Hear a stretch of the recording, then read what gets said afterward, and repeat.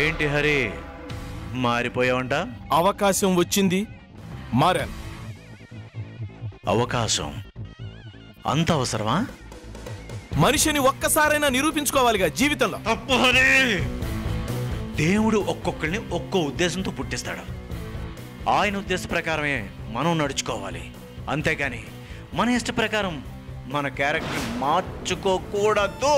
అసలు నువ్వు ఇక్కడికి ఎందుకు వచ్చావు? నా కూతురు మెళ్ళలో తాళి కట్టాల్సిన సూర్య సమంత మెళ్ళలో తాళి కడుతుంటే నేను ఎలా ఊరుకుంటాను హరి? చీనోర్మై, నీ కూతురు సూర్యకి భార్య కావాలా? ఈ వజ్రపాటింట్లో ఎన్నాళ్ళు నీ కూతురు నీ భార్య తలదాచుకోవటమే గొప్ప విషయం. అతిగా ఆశపడకు చక్రధర్. అసలు నువ్వేంటో, అసలు నీ రంగేంటో, నీ గతమేంటో మొత్తం నోరు విప్పానంటే. విప్పు. ఏం విప్పుతో?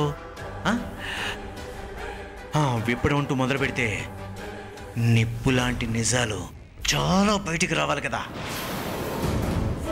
ఏంటి హరి, రంగారావు గారి దగ్గర, మీ కుటుంబంలో అందరి దగ్గర వినయంతో, విధేయతతో, నమ్మకానికి నిలువెత్తు నిదర్శనం ఈ చక్రధర్ అన్నట్టు విశ్వాసంతో పనిచేశాను కదరా. నమ్మిన బంటులా రంగారావు కాలి కింద చెప్పులా పనిచేసినందుకే తన కూతురు కళ్యాణిని నాకిచ్చి పెళ్లి చేస్తానని మాటిచ్చాడు కదరా.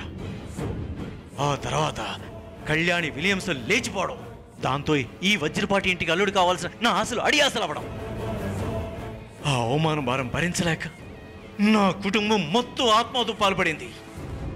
అందుకే నాలోని మనిషి రాక్షసుడయ్యాడు. చక్రధర్, కళ్యాణి చేసిన పనికి మా అన్నయ్యను నిర్దాక్షిణ్యంగా చంపడం ఎంతవరకు న్యాయం?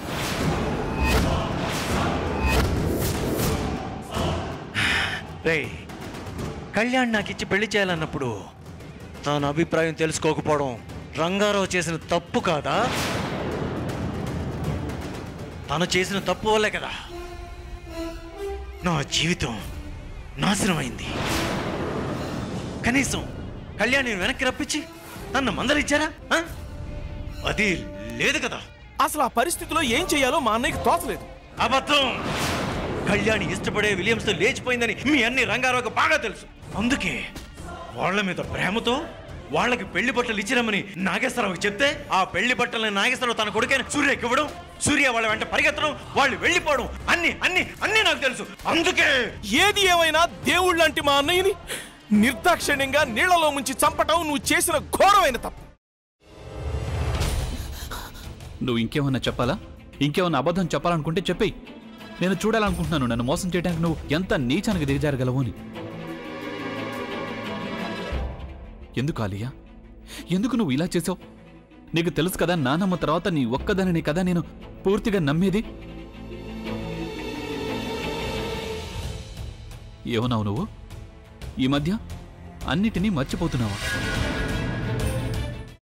అది చాలు. వాటిలో ఉన్న శక్తి విషయాన్ని గ్రహించి మనకు వివరిస్తాయి.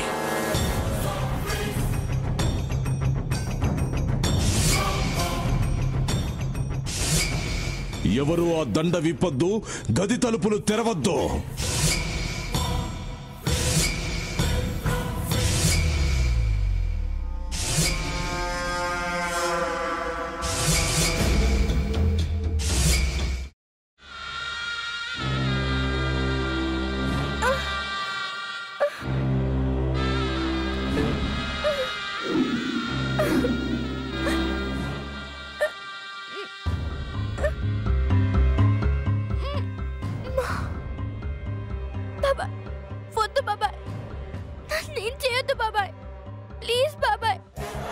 నిజం తెలిసినప్పుడే నా ఆలోచనలో నువ్వు చచ్చిపోయావు.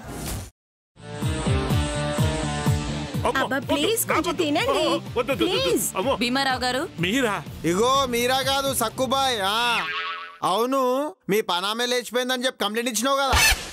రేయ్, ఆయన కంప్లైంట్ ఇచ్చింది లేచిపోయిందని కాదు, కనిపించడం లేదు అని. అట్లానా? సరే మేడం. ఇడియట్. ఆ వంట మనిషి పేరేంటన్నారు? రత్తాలు మేడం. ఏం పెద్ద మంచి, నీ వంట మంచిని కూడా మేడం అని పిలుస్తావా? రేయ్ హాఫ్ బ్రెయిన్,